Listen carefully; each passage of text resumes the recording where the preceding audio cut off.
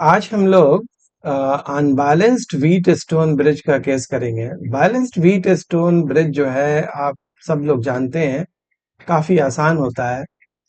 जिसमें दो आर्म्स का रेशियो जो होता है वो नीचे वाले दो आर्म्स के रेशियो के बराबर होता है, और ये जो बीच का रेजिस्टेंस है वो इनफेक्टिव हो जाता है। और वहां पर आप फिर इसको सीरीज में और इसको सीरीज में करके और बाकी इन दोनों को पैरेलल में करके आराम आराम से ये निकाल लेते हैं।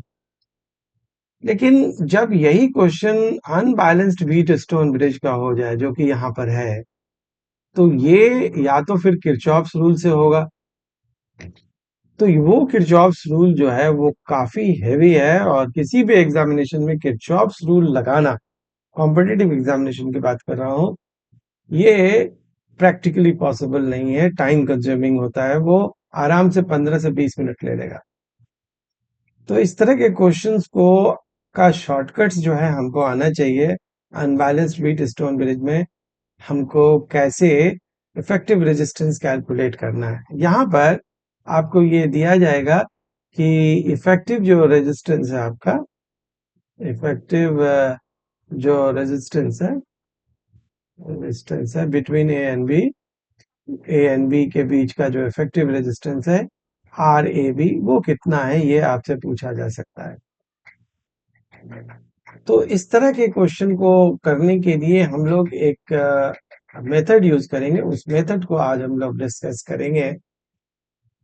इससे पहले आपका सबका स्वागत है हमारे फिजिक्स फोरम पे।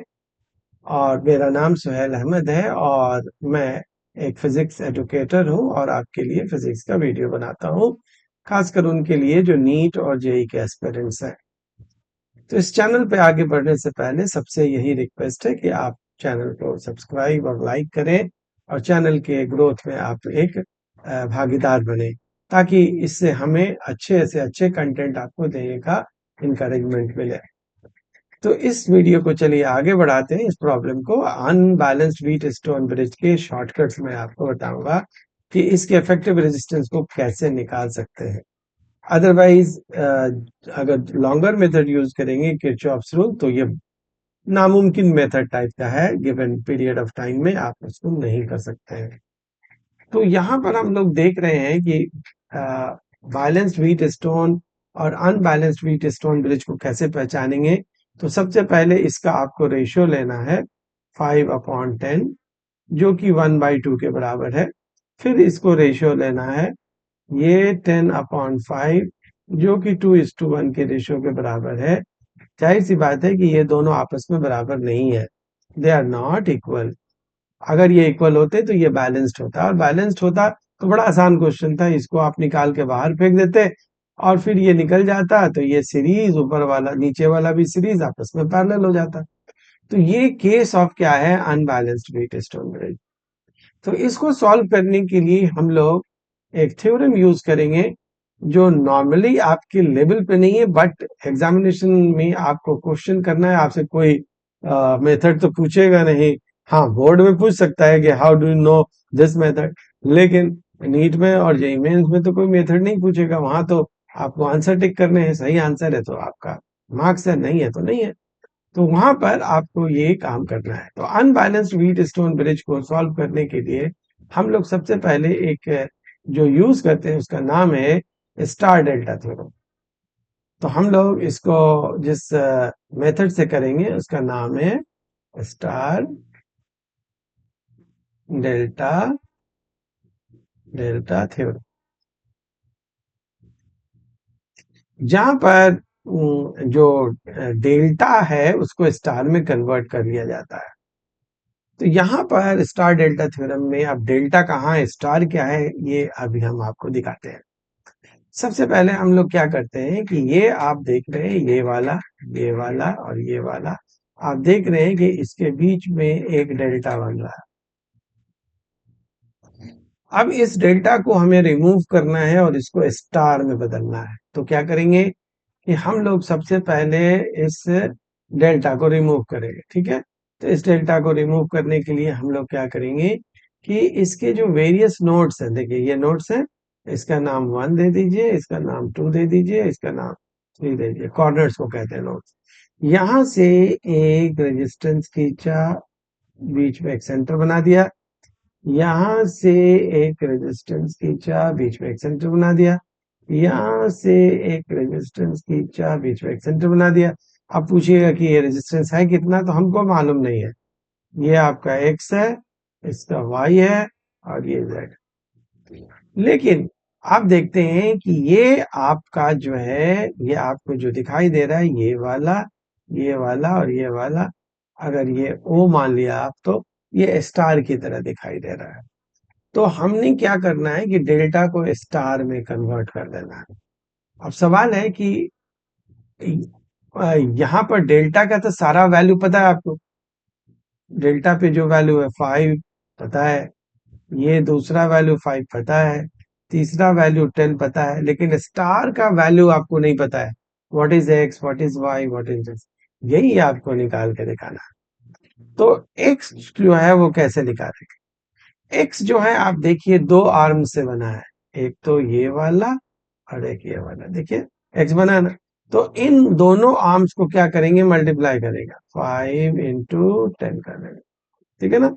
इन दोनों आर्म्स को मल्टीप्लाई करने के बाद इस डेल्टा पर जितने भी रेजिस्टेंस है, कितने रेजिस्टेंस है, जितनों जिसको मैंने ब्लू सर्कल से घेर रखा है, तो 5 + 5 + 10 यानी कि कितना हो गया, 20 हो गया। तो आप ये देख सकते हैं कि ये हमारा, इसका वैल्यू 2.5 ओम या आप 5/2 ओम लिख सकते हैं। एक्स की वैल्यू निकल गई। सिमिलरली अगर आपको वाई निकालना है तो वही मेथड है। वाई जो है किससे बना है, इससे बना है और इससे बना है। तो आपका उसके ऊपर क्या है, 5 5 अगेन 5 5 है। तो आप क्या करेंगे, यहाँ पर 5 × 5 कर लेंगे और डेल्टा तो वही है, तो ये 20 आ जाएगा। फिर आपको 5 × 5 नहीं, 5 × 10 था पहले, 5 × 5 तो बदलेगा। तो ये आपका कितना हो गया, 5/4 ओम आ गया। उसी तरह से एक जो है नेक्स्ट जो है आपका जो है वो जेड है। जेड जो है वो कैसे निकालेंगे, जेड जो है वो किस आर्म से बना है, इस आर्म से और इस आर्म से। ये 10 और 5 है, तो इसको 10 × 5 कर लीजिए और divided by total resistance which is 5 + 5 यानी कि 20 आ गया। तो ये फिर से कट गया, आपका कितना आ गया, 5/2 ओम आ गया। अब नेक्स्ट स्टेप में आपका क्या होना चाहिए, आपने क्या किया, you have converted delta two star. आपने क्या किया, डेल्टा को स्टार में कन्वर्ट कर दिया। फिर क्या करेंगे, remove delta from main circuit.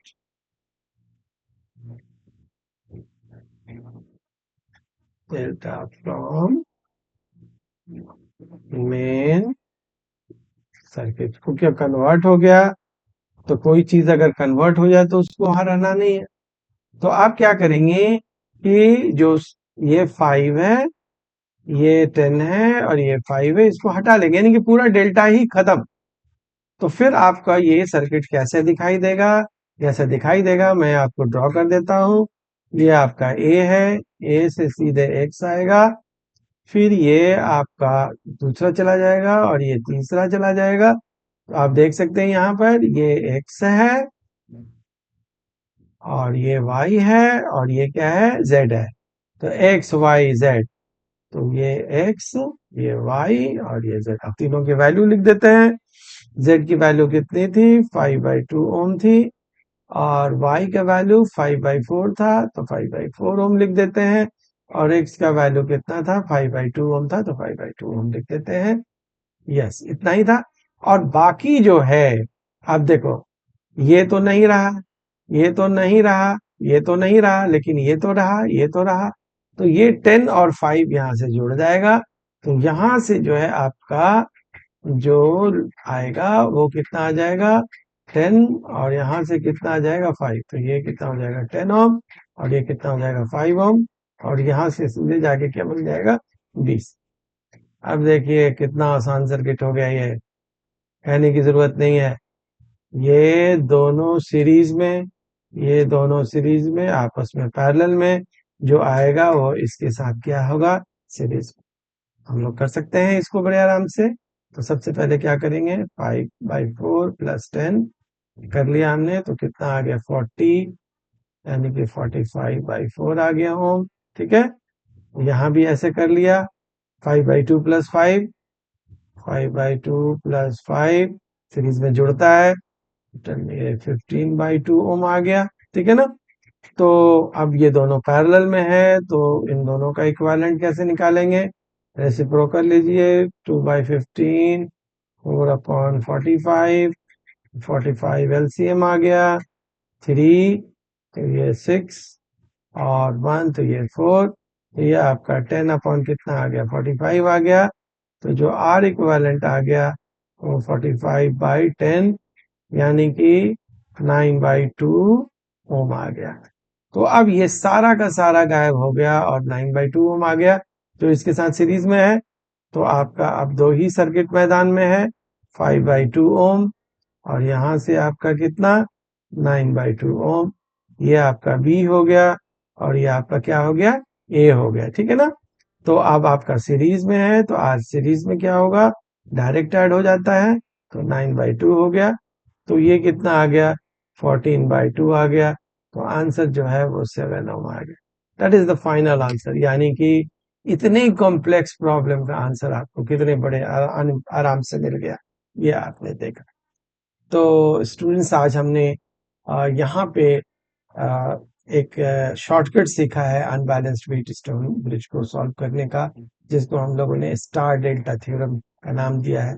यही star delta theorem unbalanced Wheatstone bridge जब वो कैपेसिटर के साथ हो तब भी यूज हो सकता है। थोड़े फार्मूले उसके डिफरेंट हैं, वो मैं आपको अगली क्लास में बताऊंगा। मिलते हैं अगले वीडियो में एक नए वीडियो के साथ, लेकिन unbalanced Wheatstone bridge capacitor के साथ। देखते रहिए मेरा चैनल। Thank you.